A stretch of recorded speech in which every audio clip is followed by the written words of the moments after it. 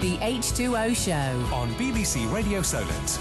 Good afternoon, I'm Robin Knox-Johnston, and this week we are back in Cowes and we have a very special programme which is marking the 200th anniversary of the Royal Yacht Squadron.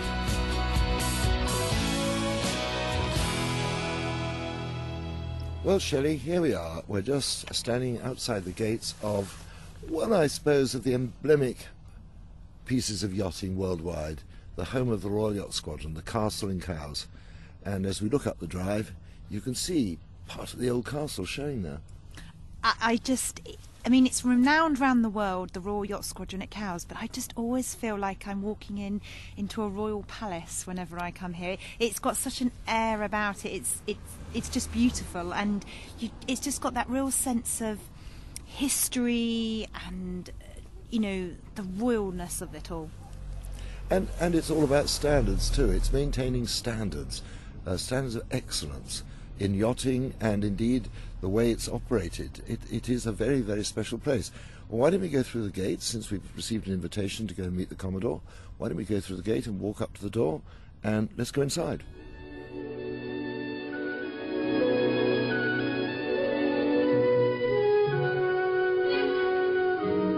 Slowly, Lumberjack gets underway, although there is hardly a breath of wind. From the Royal Yacht Squadron headquarters, old hands watch the craft move towards the starting line. Now the cannon fires, and the races begin. Well, Shelley and I are now in the morning room at the Squadron, which is actually a lovely room. It's probably my favourite room here. But with us is the present Commodore, the Honourable Christopher Sharples. Christopher, how long have you been Commodore? I've done so far a year and a half, and I've got 2.5 years to go. So it's quite a long stint, isn't it? It is a long stint, but it used to be much, much longer. The first Commodores did it for life pretty well. I think one of them did it for 30 years. And it was actually Prince Philip, who was Admiral and became Commodore himself in the 60s, who decided that was much, much too long. He wasn't prepared to do it for anything like as long as that. So he cut it down to 6 years. And since then we've made it 4, which is, believe you me, is plenty long enough. Yes, I can. Typical of Prince Philip to be practical, though, Yes, isn't it? Exactly. So, as Commodore, you're basically running the club, aren't you? You're chairman of it, if you like. Yes, you're executive chairman, I think, is the way I would describe it, because you're actually quite hands-on. But I've got a very good team here, though, of course. I've got a very good secretary, Tricia Lewington, and the office, who are fantastic. And also I've got flag officers who help me. There's a Rear Commodore Finance and a Rear Commodore Yachting, but also I have a Vice Commodore, and there's a committee, and there's a whole committee structure underneath that. So I'm not doing it on my own, believe you me. But still, the buck tends to stop at the top, as you know, so if things go wrong, I'm the one who's probably going to get my head chopped off. Well, we hope that's not going to happen. But we're here in this lovely building. What is the history of this building? Well, the Brits and the French were at loggerheads for a very long time. We were always having sea battles and the rest of it. And King Henry VIII was building his fleet in Portsmouth, and he was very worried that the French would attack the Isle of Wight, take it over, and launch then an attack on his fleet in Portsmouth. And so he decided to defend the Isle of Wight from the French, and he built a series of forts along the coast. There was 2 built either side of the mouth of the Medina River in Cowes, another built in Bembridge, and all the way along. And so he built a fort here in about 1540, and that was where the castle was originally, has been all this time. And he built one on the other side of the river as well. But the only one left is this one. And over the years it's been used for different reasons, because when finally the French were no longer a threat, it became the house owned and used by the captain of Cowes, who used it as well. And in about 1800 it was no longer needed as a fort as such, and became eventually a residence. Well, now, the squadron was actually founded in 1815. Who were the people who set it up? Well, the group of gentlemen met in London to set up a yacht club. Yachting was just beginning to be something that people did for fun rather than, for war or for trade or whatever. And so they had a meeting in London, and they decided that they would meet twice a year. Once in London in the winter, and once in the Isle of Wight in Cowes, because that was already seen to be a good place to base oneself if you wanted to do yachting for pleasure rather than just for other reasons. And so that's how it started. And they were a mixed bunch, the first members, and they weren't all one type at all. Quite eclectic bunch, really. There was There was obviously some landed gentry, but there was also a boat builder and somebody who made sea biscuits, and also very quickly we had quite a lot of naval members as well, because we had very strong links to the Navy right from the very beginning. That leads me on to a question, because of course the squadron has the right to fly the White Ensign. When did that start? It was in 1829 when King George IV decided that the squadron should be able to fly the White Ensign, and the reason was that the squadron members were already seen as providing an auxiliary fleet for the Navy in some regards. I mean, a lot of the members' yachts had guns, and they would go out into the Channel. They were always at risk of being attacked by the French. But much more than that, the squadron was developing new designs for yachts to make them go faster, and the Navy was watching that and learning from that. And so the squadron was already providing a lot of backup to the Royal Navy, and it was felt that it would be appropriate that they should be able to fly the Royal White Ensign. And at the same time, they changed the name of the club as well to the Royal Yacht Squadron, because before that it was called the Royal Yacht Club. And when did they first have a base here in Cowes? When did they first move into the castle? We first moved into the castle in about 1858. Prior to that, we used other hotels and other bases for our meetings around here. But before 1858, we were already coming to Cowes every single year from 1815. And in fact, the first regatta took place here in 1826. That was the first Cowes Week. And from then on, it's gone apart from wartime, it's been going every year since then.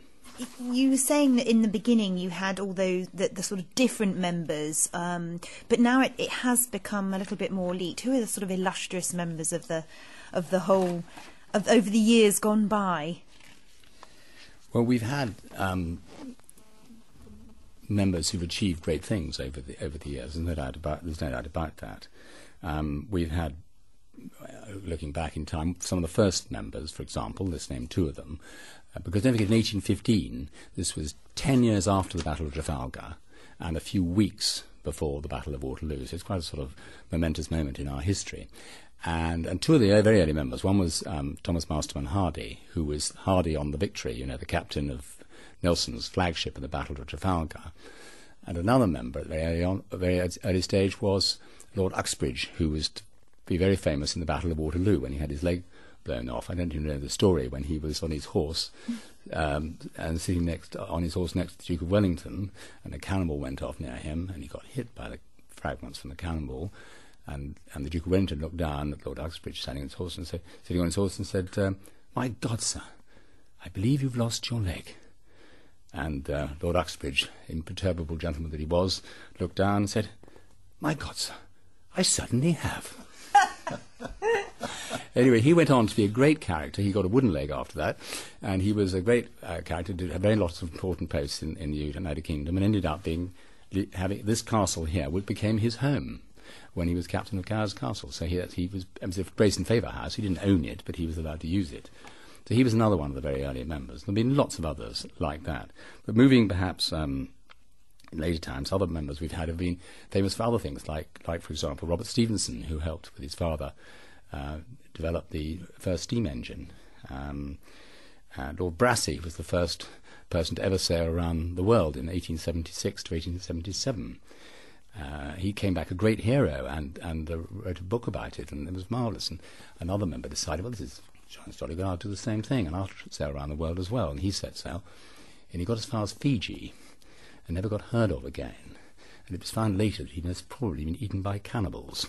So there wasn't great enthusiasm for following in his footsteps for a few years after that. John Illingworth, who's known as the father of ocean racing. You've probably heard of him. Well, I think I'm right in saying, Christopher, he was one of the people who established the Sydney-Hobart race. He was in the Navy, he was a captain in the Navy at the end of the last war, and he was out in Australia, and keen yachtsman, and decided they'd like a nice long race like the Fastnet, so they set up the Sydney-Hobart race. I didn't know that. It's very interesting. But he was another one, and I mention a couple of others, if I can. Sir Francis Chichester, yes, of course, who sailed, first person, one of the first to sail around the world, wasn't he? Didn't he? Yeah, well, not the first, I know, but he was one of the first. Well, I think he, in a way, is the father of modern single-handed sailing, really, apart from doing the O-Star, of course. Yeah. But when he went around the world with one stop, he sort of left one thing left to be done, really. And I think he's the one who sort of created all the publicity that made round-the-world sailing so popular today. Exactly. And I should mention Sir Alec Rose, of course, who's a member here, and I'm sure you must have known him well. Another one of the great Portsmouth greengrocer, an absolute gentleman. You couldn't have asked for a nicer man, but a member of the squadron, of course. Of course. Of course, I've forgotten to mention somebody else, haven't I? One of our great illustrious members. Sir Robin Knox-Johnston, by any chance? Who? He wanders off to sea occasionally.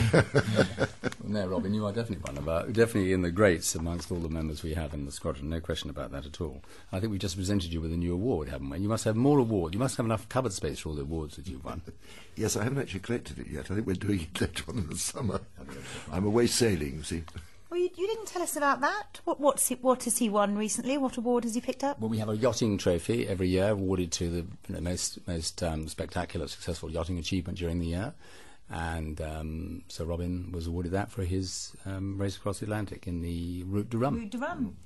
Oh, you kept that one secret. I think we'll have to make a little episode of that. Well done. But I think we should mention, and another member, which is very current and very topical, of course, is Ben Ainsley. Yes. And we could have a chat about the America's Cup at some point. But he obviously is somebody who is full-time gold medalist and the rest of it. So he's a member here too. So we're very proud to have him as a member as well. And people who sort of set up ocean racing after the war, Ms. Illingworth, but also people like Max Aitken, Owen Asher, the guys Tommy who really... Sopwith. Tommy Sopwith, another one. They're all members, weren't they? Indeed they were. So I think over the 200 years, there's been a tremendous mixture of people who have all contributed in different ways to the nation, actually, as well as to sailing, a lot of them. And so, and hopefully that will continue. So it is actually very even here, isn't it, with the power and the sail? I know we always joke and have a banter between us, but I mean the powerboaters are always made so welcome here. You love our events, and I think that's what's lovely about a yacht club, that you are so equal. You love all the motorboats coming in as well. Oh yes, I've got a motorboat. I also love sailing, so I think you can mix the two very well. In fact, for different purposes, you can use both. Now, you don't have to own a sailing boat to be a member here. You can own a motorboat as well. Yes, it is a yachting club, and of course yachts are boats for pleasure, so Exactly. It's power or sail, it doesn't really matter. I mean, apart from all this, of course, the squadron was very much involved with the original race for the 100 guinea mug, presented by Queen Victoria, the race around the Isle of Wight, which was won, of course, by the schooner Yacht America. Yes, this is obviously because of our involvement in the America's Cup, we've come to learn a lot more about what really happened. And actually, the real motivator of the whole thing was really Prince Albert, because Queen Victoria had bought a house down here, built a house, Osborne House, which she absolutely loved. And Prince Albert sort of stepped into the shoes of being like the patron of yachting, patron of the Royal Yacht Squadron. And he was very behind the Great Exhibition in London in 1851. And the Great Exhibition was about the best of everything that man had ever made at that time. The most modern equipment and everything was on display. And of course, it wasn't surprising that Prince Albert was very keen, because he knew that Britain at that point in the Industrial Revolution was renowned for having wonderful engineering and everything else. And the Americans decided they'd send a yacht over, or a group of them did, called the America, as you rightly say. So she sailed over the Channel to the UK. She wanted to have a race. We didn't organise a race, but she said she wanted to have a race. And after a bit of humming and hawing, we decided that we would organise a race against America. And a cup was presented, this trophy, that was bought at Garrard's by a member, Lord Anglesey, the same Lord Anglesey we talked about earlier. And a clockwise race was organised around the Isle of Wight. In those days, they didn't go across a starting line. They actually started it on a mooring, or an anchor, on a mooring it was. Anyway, they set off clockwise around the Isle of Wight. They got to Bembridge, as you rightly said a few minutes ago. America cut inside the buoy there, the Nab-like buoy. It's now Bembridge Ledge, because the rules were ambiguous in their view. Two British yachts collided. One went on the rocks off Fentanyl. Another yacht had to go to their rescue. They finally get to the Needles, come round the corner. There's Queen Victoria sitting on the Royal Yacht to ask who's this yacht in the lead. Very interested to know who's going to win this great race. And told it was America, and she was a bit disappointed, but she said, well, then who's second? And then the famous comment to her was, there is no second, ma'am, because there's only one winner, the only thing that matters. And America got back to Cowes 8 minutes ahead of the next boat. And Marquis of Anglesey, again, the same person as Lord Uxbridge, was here, and he couldn't believe how fast the American yacht went. So he went on board to have a look and was leaning right over the stern of the boat to see, because he was convinced there was a propeller somewhere down there. And he was the one, as you remember, had his leg blown off in the Battle of Waterloo, and he nearly fell over the back of the boat, and I think somebody had to grab him by the wooden leg to stop him doing so. But anyway, somebody did try to protest, or talked about protesting the America for going inside the light. But everybody felt, they come all the way across the Atlantic. They wanted, it was very bad sportsmanship on our behalf to kick up a fuss about a technicality. So no protest was allowed. Very British. Yes, very British, exactly. Actually, if you look at the history of the Cup, that's probably the last gentlemanly action in the whole history of it. It's war now. But, I mean, coming right up to date, of course, we've had the America's Cup, we've had squadron entries for it. But right now we've got Ben with his new project going up just close to my house. And I don't know about you, but I sort of feel with Ben, we've probably got our best chance in Sopwith of actually regaining this thing. I think you're right, and that's why we're so keen to support Ben and be the challenging club, because how it works technically is the club makes the challenge and has a team to represent them, and Ben is our team. In practice, let's be quite clear, it's Ben who's doing all the heavy lifting for this. He has to do an enormous amount of work, raise enormous amounts of money as well through his various supporters. So we're not pretending that we're doing all the work. But we're very happy to be involved in the challenge with Ben. We think he knows as much about America's Cup as anybody does, really, in this side of the pond. And I think we have a very good chance of winning the Cup. And if we do, it'll come back and it will sit in this clubhouse, because that's where it gets kept.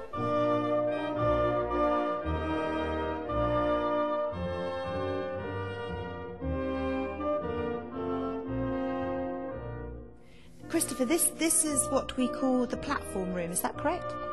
It is called the platform, you're absolutely right. Now, I'm very familiar to this, because this is where race control is always set up for the big powerboat races that we hold here in Cowes. But it was quite clearly added on at some time. You can see the original wall of the castle there.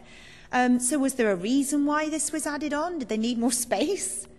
Well, it was a ballroom originally, but I think it had a dual purpose, because I think Queen Victoria used to come here sometimes. And in those days, ladies weren't allowed in the main part of the squadron at all. But they didn't want to deny Queen Victoria the right to come and watch the races and the rest of it. So this was added on. And there's a painting in the castle, like 1860-something, with this already built on. They did quite a lot of modifications. But there was an article in one of the newspapers at the time saying they thought it was absolutely dreadful. They didn't like the look of it. And they said that somehow the pickaxe vandals of the modern age destroyed the look of the castle. But we've got very used to it now, and we think it looks great. Oh, I think it's lovely. It's definitely one of my favourite rooms. I mean, it's just so spacious and light. You can see everything. I mean, if on a bad weather we can see out across the Solent. We haven't got to go outside. It's beautiful. It is, and of course, actually, we're overlooking what you might call the working part of the platform, which is where races are actually run from. There's a lot of support goes on in this room, but the actual marking of the boats, making sure they're not across the line or noting the ones that are, is actually operated from just outside. So should we go outside and enjoy a spectacular view of the Solent? Definitely, Robin, and you must explain to me, it always makes me laugh because it sort of looks like we've got the umpire's chair out here at Wimbledon. Well, it is a bit like an umpire's chair, isn't it? But, Shelley, like everything else, someone has got to be in charge and keeping an overall look of what's going on. It takes, I think I'm right in saying, Christopher, about 40 people to run the racing in Cowes Week. I think it's more, Robin, these days. It seems to be ever growing. The racing in Cowes Week's got very complicated. Lots of classes all starting at the same time on lots of different lines. I think there's about 80 people out here sometimes. But there's a lot of technology as well. I mean, today a lot of computers are used to keep track of all the yachts and work out the best courses to set, and radio transmissions going backwards and forwards. It's quite a military operation, I can tell you. It is. But, from here, looking out across the Solent, I mean, there's Fawley Refinery. We can look west and almost see Lymington from here. Look east. Look round the corner, yes, there's Portsmouth. You get the most fantastic view. The other thing about it is, of course, all the big shipping going in and out of Southampton comes right past the front door here. And that causes complications during races. we're in touch all the time with the Southampton harbour control, and they are warning us when the ship's about to come up Solent from the east, most likely, and this can really get in the way of the yacht racing. Sometimes we have to suspend yacht racing for a while to let the ships pass through, because it's quite tricky mixing yacht racing and big super tankers coming up the Solent, so we have to be very careful. Probably a lot of people will remember there was an accident a couple of years ago, 3 years ago, when a sailing boat tried to cut in front of a tanker and got run down by the tanker, and one person was injured, but not badly, thank goodness, but it was a very nasty incident. So we're all very alert to that and need to keep a very good lookout to avoid anything like that happening again. Now here, where we're standing, we've got gun emplacements. There's a curved wall here. This is part of the original castle. These battlements are exactly part of the original castle. If you look at all the old paintings going back to the late 1700s or even earlier, all the old engravings, this is very much part of the original castle. And there would have been cannon right where we are now, pointing out to sea to shoot any Frenchies who decided to come up the channel. Frenchies again. I think there was one occasion they were used in the Civil War, in fact, when they fired a cannon got involved in attacking. I can't remember which side everybody was on, but Newport was on Parliament's side, and I think they thought the Cowes was on the King's side, and there was a bit of a hoolie going on here, and the cannon were actually used in anger, I think once. But now we fire them a lot, but only to start races. But standing here looking out, Christopher, and really a rather nice day, you can see how strong the tide is on that buoy, can't you? It gives a real problem for racing. It is a big factor in racing, there's no doubt about it, because you want the tide with you when you're going one way, and if it's against you, you want to get out of the tide as much as possible by hugging the shore. Some people find racing here particularly challenging because of the tides, and some people love it because of that. Other people aren't quite so keen. But we think it's what makes Cowes special, and why a lot of people from all over the world love to race in Cowes. So when the squadron eventually decided it was tired of living in hotels when it came down to racing Cowes and got into this building, was it the Marquis of Anglesey who was responsible for getting this building transferred to the squadron?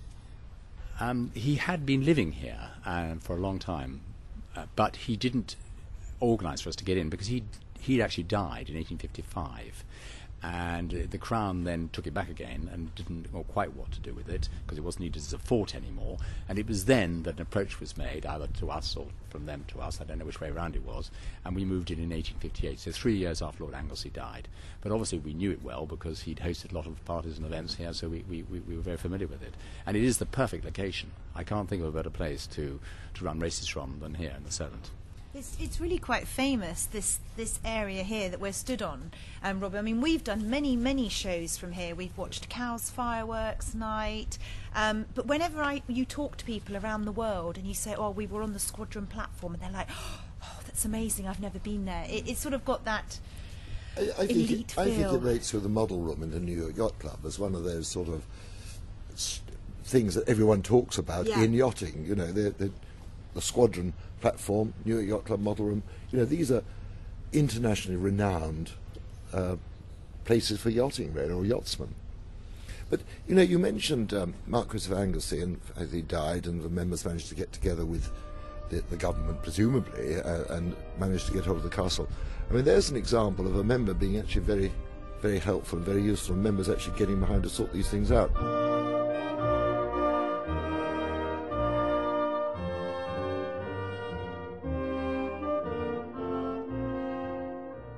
I'm Robin Knox-Johnston, and Shelley and I are here for a very special version of the H2O Show from Radio Solent. And with us is the Commodore of the Royal Yacht Squadron. Christopher, what's this room we're in now? This room is the hallway. When you come in through the main door, you're in this room here, and as you can see, Robin, there are lots of wonderful pictures all around the walls here. I think it's what attracts attention, isn't it? There are some wonderful pictures. I mean, the one we're looking at shows a huge line of dreadnoughts. I think Britain had about 40 at the time. They all seem to be in this painting. Yes, it's very impressive. And this phrase, you know, Britannia ruled the waves, was pretty accurately pictured in this painting, isn't it? And I can't help but spot above too. I think it looks like an airship. I don't know if it's a Zeppelin or not, probably not. And some other light aircraft, small aircraft flying around at the time. But it's an awe-inspiring sight, isn't it? It certainly is, and that's got to be First World War. Yes, it must be. Yeah, and of course, on the opposite wall we've got a full-size painting, haven't we? Of now, who's that of? That's King William IV, who is known as the Sailor King, because he was the one who rebuilt the navy after the Napoleonic Wars when it all went into decline. And he was a very big supporter of this club. He was the one who named us the Royal Yacht Squadron, having been called the Royal Yacht Club before that. He was a tremendous supporter, and he wrote and said a letter to us and said, I regard the Royal Yacht Squadron as a great national utility. And more than that, I want you to change your name to Royal Yacht Squadron, and more than that, I'm going to become the head of it. Well, I don't think we felt it was appropriate to say that he couldn't be the head of it, so he became the head of it. And he was a great supporter for us for a long time. He presented several cups as well. I love that expression, a great national utility. It's wonderful, isn't it? Yes, exactly. And then we've got various pictures of presumably members' yachts, and almost essentially, I suppose, a picture of Nelson over there. But just beyond that, there's a rather interesting, very decorative cup. What's the history of that? This cup was one of a cup granted every year for the winner of Cowes Week, the main race in Cowes Week. And it started in 1828 and went on until 1938. And these marvellous cups were given to the owner of the yacht who won the regatta, and they took it home, and it was theirs.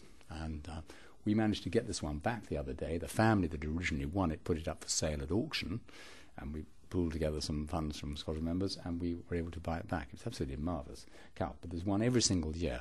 But in 1938 it stopped, because war was about to be declared and the rest of it, and so it didn't happen after that. 1939 there wasn't one. And it has never been taken up by the monarch since, for understandable reasons, because these cups must be worth a lot of money today. In fact, we know they're worth quite a lot of money.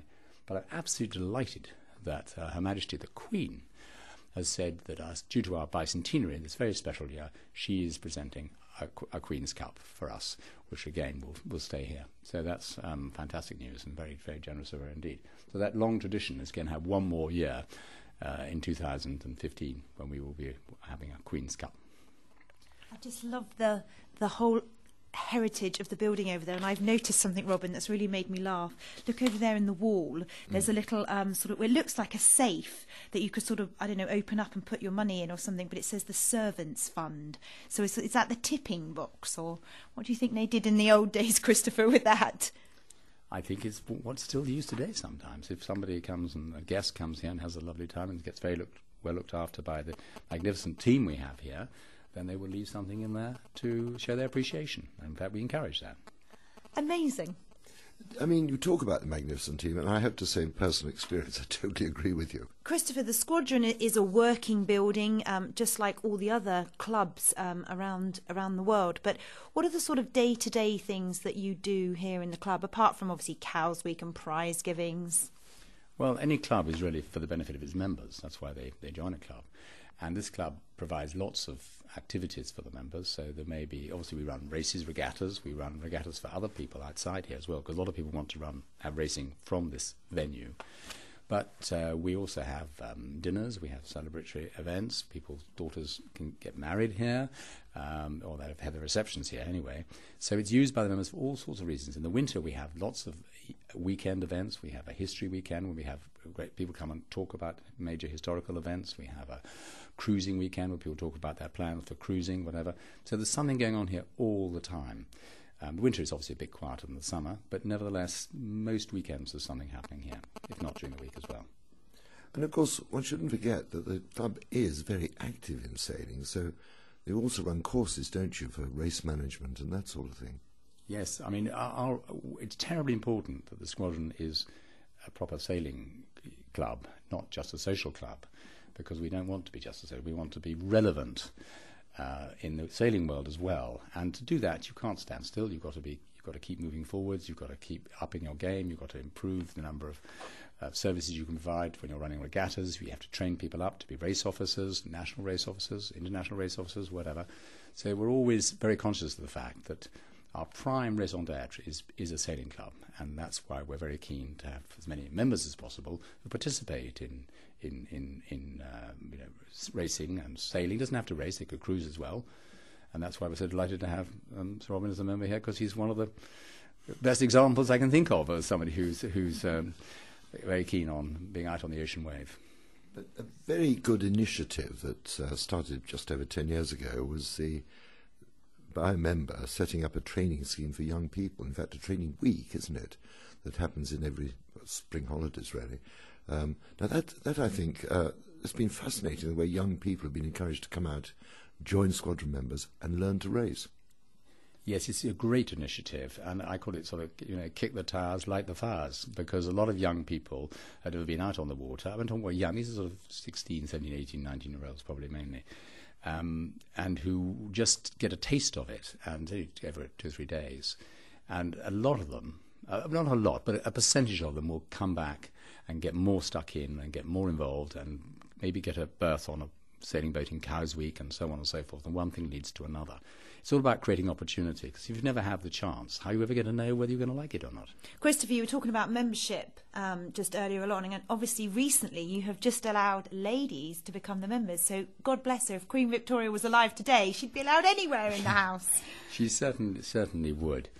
And no, I think it's fantastic. We've without being pushed, we voluntarily have started to admit lady members, and I think everybody's absolutely thrilled about the idea. We probably could have done it before, but one of the things that people love about the squadron is its traditions, and it was always traditionally been a men's club. Now you can think that's a good idea or a very bad idea, but it doesn't matter. That was the tradition. So when you're going to change something like that, that's been around for well over 100 years, nearly 200 years, in fact, almost exactly 200 years, then you don't do so lightly. And what we wanted to do was to get every member to agree to make the change. And I'm happy to tell you that we had a vote, and it was absolutely unanimous. Really? And I don't think that's true of every other club that's made this move recently. But everybody's 100% behind it, and we have got some particularly younger ladies who are, coming through this door very soon now as full members. And can anyone be a member, or is it's a little bit special, isn't it? You just can't sort of ring up and say, I'd like to join. No, you can't do that, because no matter how grand you are, how important, you have to be invited. And that's always been the ethos of the club. I think that's great, Christopher. I mean, at the end of the day, yes, I am a woman and a lady, but I'm all for tradition, and I love tradition, and I think it's great. I think it does need to be kept elitist, and you have to be invited and a little bit special. Yes, I think I wouldn't want to use the word elitist in quite the same way as you have, but I think the club needs to be a club that people really want to join, but then they have to be invited. I think this is right at the point. And I think it's also, any club, again, you want to have like-minded people around, so you can because there is a lot of social element to it as well. But I think it's a mixture. I mean, a lot of people think that every member of the squadron has to be very wealthy. Not at all. Not at all. We have people living on army pensions, navy pensions. There may be doctors. There may be solicitors. There may be all sorts. It's not just the very wealthy. Not at all. But you talked about the club really being open to anyone. But of course, the club itself does take a big initiative in getting involved in what goes on in and around its base here in Cowes, doesn't it? Yes, Cowes has been we call our home port for exactly 200 years now, and this on June the 1st. So we have a strong affinity with Cowes, and it's been a great sort of symbiotic relationship, really, because we have helped put Cowes on the map when it comes to yachting. I always like to think it in terms of, Wimbledon is to tennis, as Henley is to rowing, as Newmarket is to horse racing, and Cowes is to yachting. And Cowes is the centre of the universe as far as yachting is concerned in the UK. Some other people may disagree with that, but I believe it to be the case. And we've worked together with the town of Cowes to achieve that. We undoubtedly have brought a lot of, especially in the early days, socially, Cowes was the place to be. After Goodwood, the smart set moved to Cowes. Then they might go off to Scotland to pop a few grouse or whatever they wanted to do in those days. But that's really why Cowes came on the map from yachting. But we couldn't have done it without the tradespeople, the people in Cowes who knew how to design and build yachts, and very successfully. And I think it's been a great partnership that's worked for these 200 years. And I think if you ask anybody in Cowes who knows about the squadron, they have good words to say about the club and how we've helped, help the economy of Cowes, which needs help because it's a small town, and it needs industry to be here, and we help to bring that here. But it's not just that, is it? I mean, you actually have started a new initiative now to encourage young people in Cowes to get into apprenticeships. Yes, with this year, which is, as you know, our 200th anniversary, it'll all be over by the summer. But we wanted to leave something on the table. We wanted to have a legacy that will endure. We look at this as our first 200 years, so hopefully there'll be another 200 years to follow. We want something that will go on for a long time into the future. So we've approached the members, and they've all agreed that we will set up a fund, which is now actively involved in raising money, and has already raised quite a lot of money. And the idea is this, it's very simple. We're going to help support youngsters, young people, in their 20s, late teens and 20s, who want a career involved in the marine industry. And they have to live or be very strongly connected with the Isle of Wight, these youngsters. So those are the three key criteria. And we see there's a great opportunity here for us to help a few young people every year who want to get a career in the marine industry. It could be anything. It could be boat building. It could be technical. It could be electronic. It could be crewing on a yacht. It could be anything. Who need to pass exams, or they need to get apprenticeships, and be one of those two things we'll be doing mainly of. So we're open now to youngsters or their families to get in touch with the squadron at some point to let us know, and because we want to help. We want to find the best possible candidates. The way we're going to do that is to spread the word. So these are young people on the Isle of Wight, or specifically Cowes? Young people on the Isle of Wight whose families on the Isle of Wight have got very strong connections with the Isle of Wight, because it could be somebody who's just moved away from the Isle of Wight, or I don't know, whatever. So if they have strong connections with the Isle of Wight, or maybe they're brought up here, then they would be a possible candidate for this funding. And as I say, we will be helping to fund their courses, funding their apprenticeships. And we were delighted to hear the other day that, for example, we're getting a lot of support. Red Funnel have offered to provide free transport to and from the mainland for any of the people we're helping, which is fantastically generous of them. And I think everywhere I go and I mention that we're doing this thing, people are very excited about it. And how do people apply, Christopher, if they want to? Suppose people have got a youngster, or they're an uncle or aunt of a youngster who they think could benefit from this. How do they apply for a bursary like this? Well, I think they should write to the Secretary of the Royal Yacht Squadron, and we will pass the information on to the trustees of the charity themselves. Well, it seems pretty clear to me. It's a nice initiative too, isn't it?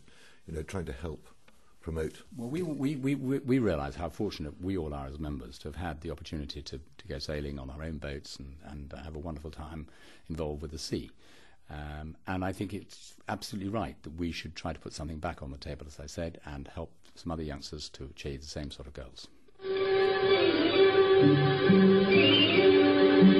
At Cowes, Dragon-class yachts find a dead calm as they assemble for the start of their race in the Royal Yacht Squadron Regatta. The Duke of Edinburgh sails Blue Bottle, owned jointly by the Queen and himself, a wedding present. To sail at Cowes, the Duke flew back from Helsinki in a Comet. He's not travelling quite so fast today. However, in the end, Blue Bottle finished third to win £1 for the royal owners. It was quite different from the previous day when old hands like Captain Ben Chaplin saw the Duke handling the flying 15-yacht Cowslip like a good un as they jockey for position. The other member of her crew is Mr. Uffer Fox, who built Cowslip.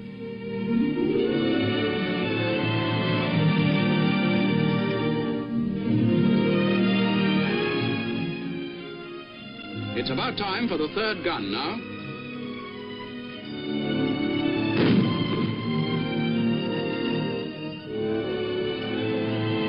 In a good stiff breeze, the Duke had Cowslip in the first 5 and then took the lead. But after rounding the buoy, the lead changed. This is Tradewind. In an exciting finish, Cowslip was beaten by Starlita, sailed by 18-year-old twins, and had to be content with second place and a prize of 10 shillings. This is a special edition of the H2O Show on Radio Solent. Shelley and I are over at the Royal Yacht Squadron, which is just about to celebrate its 200th anniversary. But we've moved out of the castle now. We've moved over to a rather new and smart-looking building called the Pavilion. And with us is the Chief Steward of the Royal Yacht Squadron, James Kittredge. James, you were here when this was opened, weren't you? Yes, sir. In 2000, it was opened by our Admiral, the Duke of Edinburgh. And the building was put up with what specific purpose? The purpose was to create more of a summer house and a place for the members to come and have afternoon tea and enjoy the sailing during Cowes Week or other regattas. But one of the big regattas it was primarily designed for and built for was, of course, for the 150th anniversary of the America's Cup. And we held a very fine regatta there in 2001.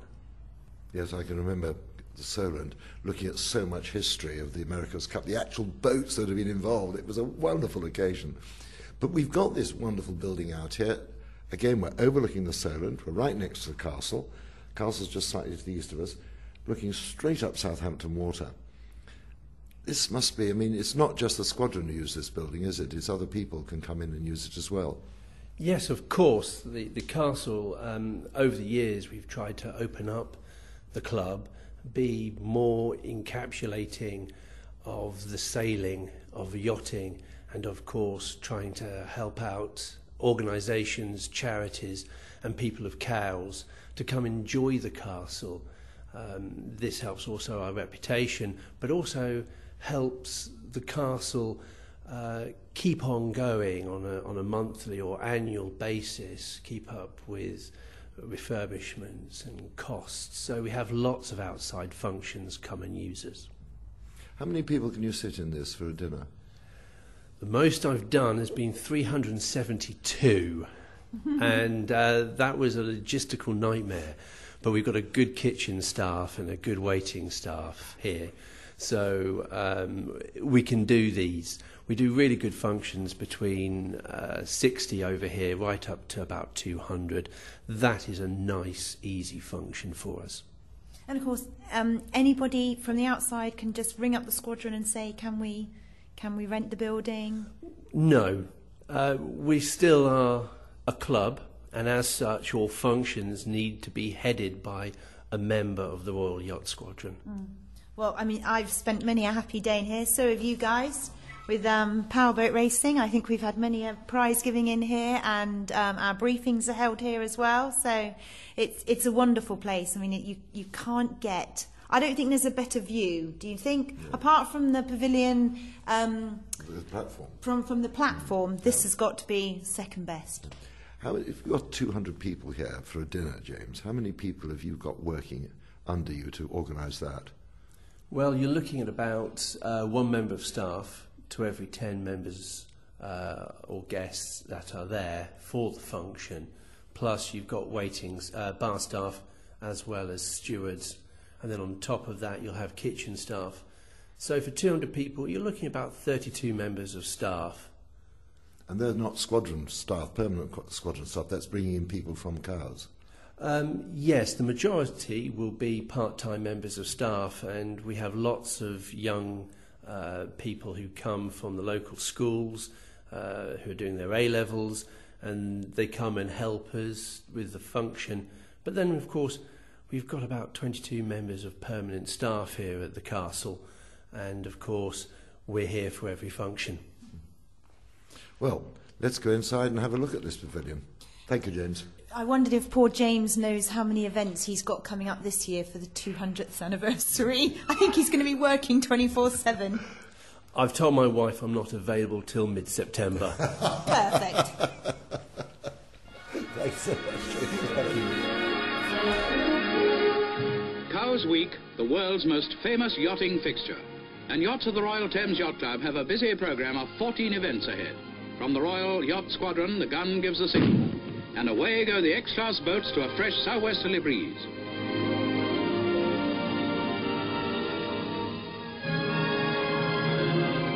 Now come some of the bigger chaps. To win at Cowes is the ambition of every keen yachtsman. So competition is fierce and good seamanship is central.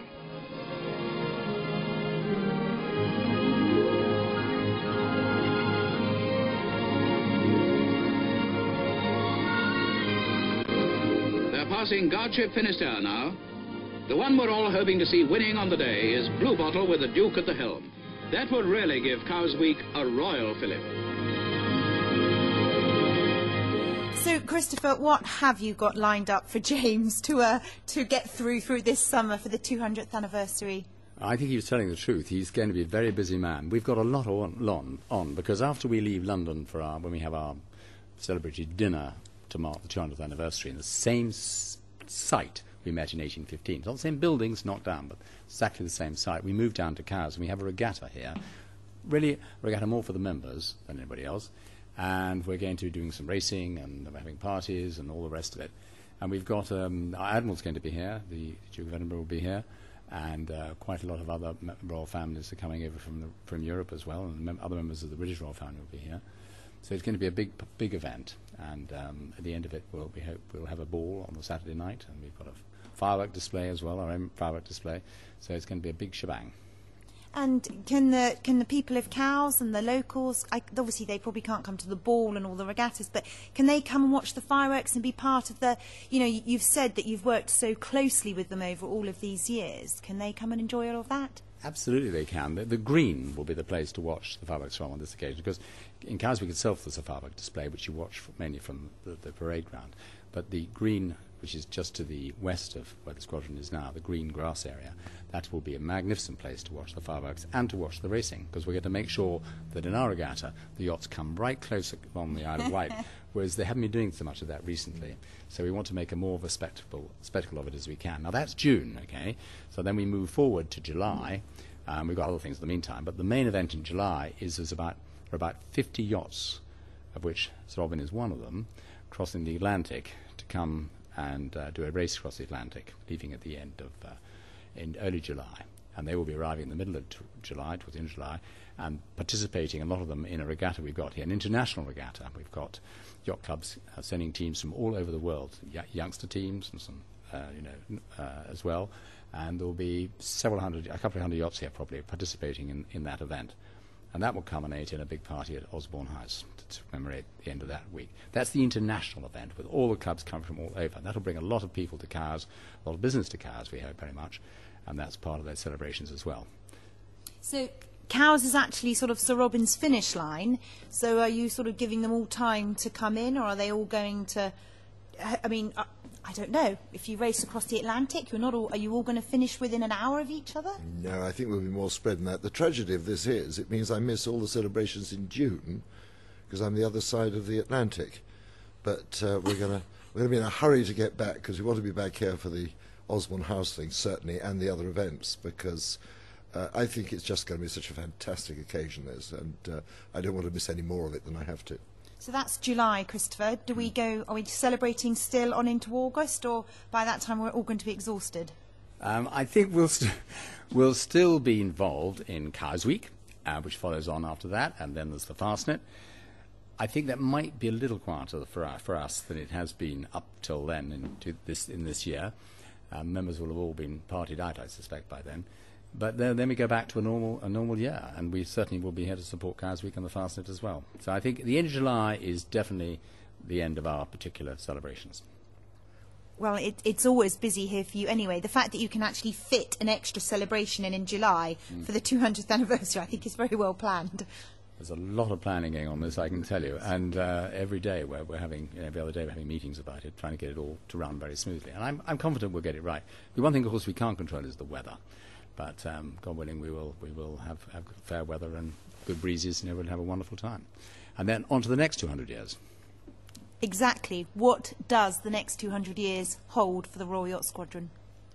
Well, I don't think I'm going to forecast what's going to happen, but I think we've got very good foundations here. We've got a wonderful set of members who are all very supportive of the club and what we're doing here.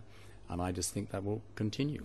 We're fortunate we have a waiting list of people who would like to join. So a lot of clubs are struggling a bit at the moment to get enough people to join. The younger generation don't quite all see the same relevance of becoming a member of a club, but we seem to be lucky. We've got strong relations with the Royal Navy, which obviously we're keen to foster and support them. We've got another new initiative this year. We're presenting a new cup to the Royal Navy, which is going to be known as the Royal Yacht Squadron Bicentennial Trophy.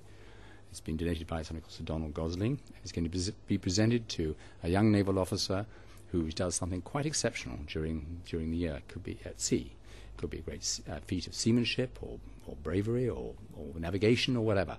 And that, again, is part of our special relationship which we maintain with the Royal Navy.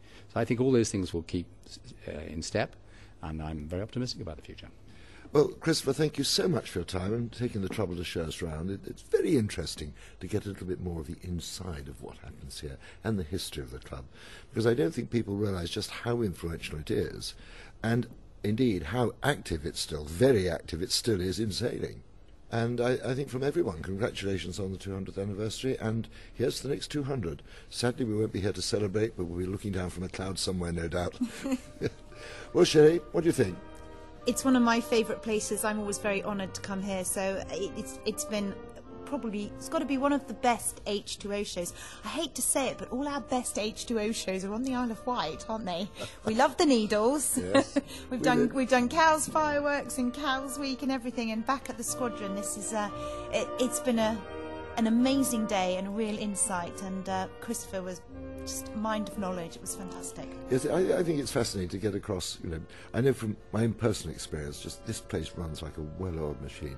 And we heard from James earlier, and he's such a good organiser and so pleasant to work with. It really is, when you come and stay here, it's just like having your own perfect country house. So, thank you to everyone for helping us with this programme today, particularly for the Honourable Christopher Sharples for spending so much time. And H2O will be back again next week, usual time. Next week, Jeff